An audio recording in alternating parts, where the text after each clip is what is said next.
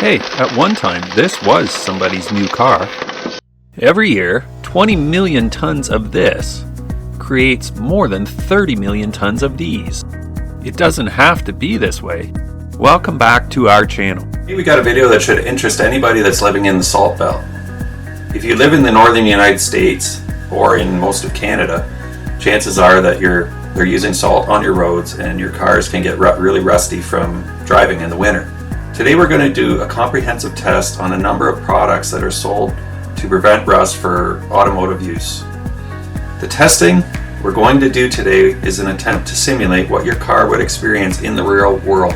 All products in this test are available in both consumer-sized packages as well as large drums for professional installers. All are made and advertised for automotive use. These products can be either do-it-yourself or professionally applied. All prices are in Canadian dollars from Canadian sources. If you're in the US, check local pricing. So, who will be the king of the contenders and knock out all comers? Stay tuned and find out. The first one is Protectac 880, no drip oil with a high wax content similar to many no drip rust-proofing oils. It's amber in color, but it's also available in black. Generally, you use spray equipment to apply it. This is a 4-liter jug. It retails locally for $26.75 or 67 cents per 100 milliliters. This product is the lowest price per milliliter of the ones in our test. Our next product is Extreme Gard Heavy Duty. It advertised that it soaks into existing rust. It's for auto, farm, and other uses. It appears to be multi-use because it both penetrates and lubricates. It's a companion to the Extreme Gard LD product, which is for auto body cavities. This is a 446 gram aerosol can. It retails for $9.95 or more, depending where you buy. It's $2.23 per 100 grams. Oil Guard Formula 2 claims to prevent and stop rust. It has a no drip formula. It's also multi-use. It penetrates and lubricates. Comes with a handy straw in the lid. It's a 340 gram aerosol for $20.99 or $6.17 per 100 grams. The next one is Fluidfilm. It claims to be rust's worst enemy. Well, let's see. It's a multi-use as it's also commonly used as a penetrating oil. It's made from wool wax or lanolin. It's a 333 gram aerosol can and retails for $17.99 or $5.40 per 100 grams. This product is corrosion-free Rust Cure Formula 3000. It's clear, drip-free formula. It's for both inner and outer panels. Claims thousands of applications without any warranty claims for product failure. It's a 400 milliliter aerosol for $14.99 or $3.75 per 100 milliliters. The next product here is a well-known product. It's Krown Rust Protection and Lubricant. Claims max strength, has a handy built-in straw for getting into tight spots. Claims eco-friendly. This is a 400 gram aerosol can for $12.95 or $3.24 per 100 grams. Rust Check Coat and Protect. It coats and protects. It's wear resistant, and let's see how it does in our tests. Resists severe weather. 350 gram aerosol can for $10.99 or $3.14 per 100 grams. Waxoyl Power Shield for both cavities and underbodies on cars. It's a transparent light beige in color. Swiss technology. Outstanding water repellent and penetrative properties. 500 milliliter aerosol for $37.99 or $7.60 per 100 milliliters. This is the most expensive product in our test. Waxoyl Hard Wax Plus. It forms a durable yet protective film. We'll test that. Has excellent adhesive properties on steel, aluminum, brass, and paintwork. Stays flexible for many years for underbody use. $35.99 or $7.20 per 100 milliliters for an aerosol can. Waxoyl products are the most expensive in our test. Let's see how they make out. Of the 9 products we're testing, 7 of them are sold or designed to be installed at least once or twice a year. The 2 Waxoyl products are advertised as lifetime products, meaning that you install them once and inspect every year or so and only do any touch-ups as needed. Do you know of a product that you think should be in this test? Please comment below. Also hit the like and subscribe button. Our test panels are comprised of 4 strips of 16 gauge hot rolled sheet steel. I've removed the mill scale from half of each strip to see if the mill scale will affect results. There will be a different set of tests on each strip. All tests are designed to simulate conditions that the underbody of a car could experience. Each strip will be divided up equally into panels and coated with each product respectively, along with one panel on each strip left clean for a control. Then the strips will be tested separately multiple times, with some tests going on longer term. Stay tuned for this first stage results later in the video. Here are the tests in order. Strip 1 will be a straight test on each product against water spray, then a rusting agent will be applied. This will be repeated multiple times. Strip 2 will have a dust compound applied to the products to simulate road dust, then tested with water spray and the rusting agent multiple times. We'll see how the dust affects. Strip 3 will have the dust compound applied but will not be sprayed. However, the rusting agent will be applied at intervals to see how the dust affects each product and if the agent can penetrate through the products. Strip 4 will be pre-rusted and go through the same tests as strips 1 and 2. This is to test how each product fares on a vehicle that is already rusty. Now that we've laid out the products and tests, why don't you take a moment to comment which one you think will win and why? Many folks feel that the ability to creep is essential for a rust-proofing product. Let's test each product on that using some simple cardboard. I'll spray a small circle of product on each test piece, let it sit for a few days and see what happens. Let's also see what benefits there are in the final corrosion testing. Each test panel has a 2-inch diameter circle of product applied and a 6.5-inch diameter outer circle for measurement. The goal of this test is partly just for visual comparative purposes, but we'll also discuss the issue of creep more later on, and some aspects of the importance of it should become more clear then. Here are the results on the first 3 panels. They all exhibited significant creep, with the no drip doing the most, while the Extreme Gard and Oil Guard appear to be similar. Note that all 3 products have heavier elements left in the center circle.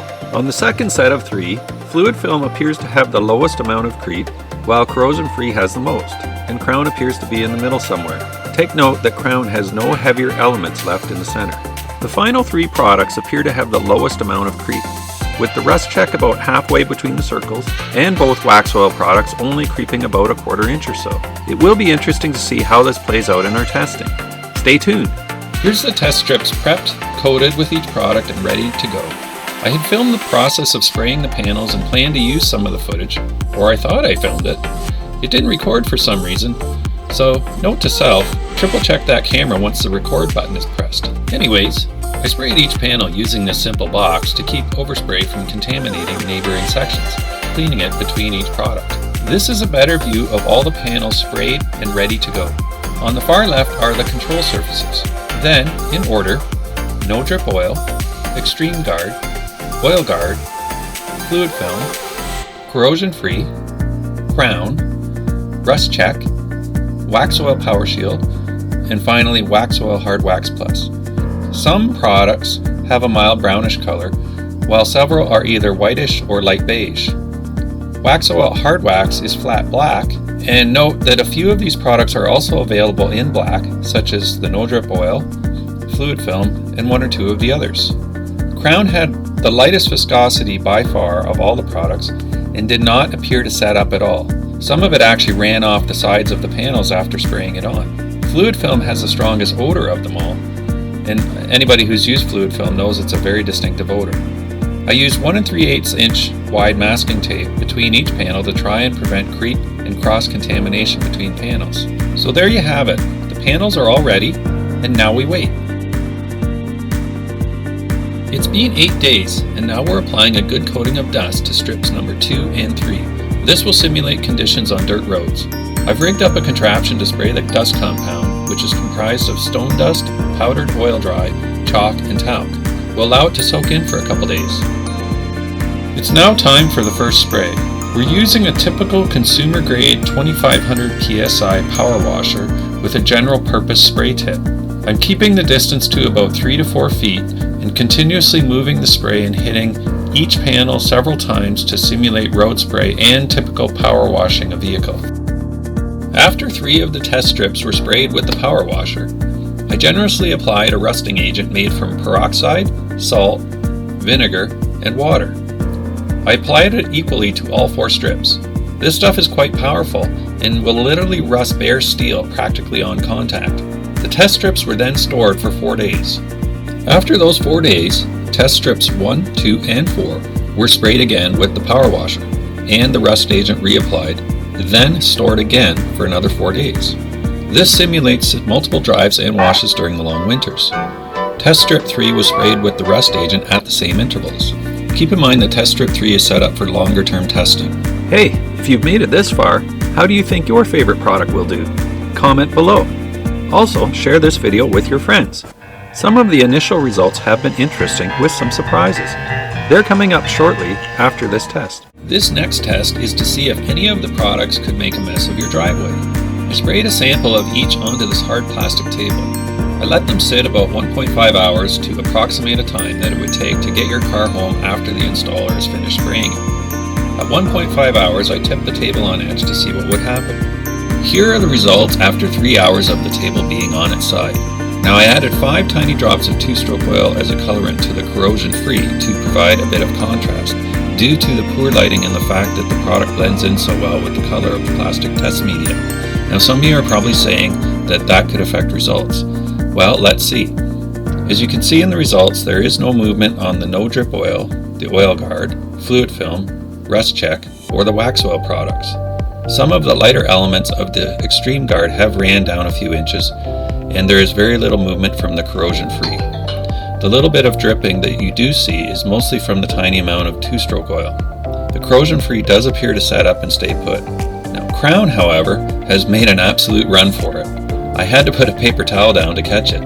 It will definitely make a mess of your driveway. Here are the results after 8 hours.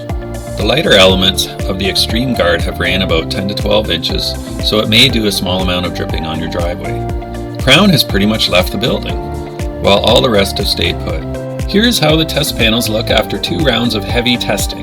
The control sections are obviously quite rusted as expected. You can see on many of the panels that the mill scale did affect results, or at least slow down the rusting process. I'm glad that we did that. The no drip oil saw significant rusting on panels 1, 2, and 4. It appears that the spray removed all or practically all of the oil. You can see on the number 3 panel that the rust is bleeding through the dirt oil layer. Remember that the number 3 strip is the one that is a longer term test and will show the full results in a future video. It will be interesting to see how these products perform in this test. The Extreme Gard didn't fare much better than the no drip oil on panels 1 and 4. However, its performance appears to be markedly improved by the addition of dirt in panel 2. Oil Gard didn't fare well in tests 1, 2, and 4, but appears to have done a bit better than the no drip oil in test 2. There appears that there may be a bit of rust bleeding through in test 3. Fluidfilm appears to have did as well as the previous products in test 1 and 3, but like the Extreme Gard, its performance was greatly enhanced by the dirt in panel 2. There doesn't appear to be any rust showing in panel 3 yet. Corrosion free appears to have done about the same or slightly better than Oil Guard in tests 1, 2, and 4. I don't see any signs of rust yet in panel 3. Krown. Well, what can I say? It's safe to say it's done poorly in all 4 tests. There's significant rust in all 4 tests, and I really don't know what else to say. It's simply so light that even the dust didn't help it perform any better, like it helped some of the other products. Rust Check has done better than the previous products.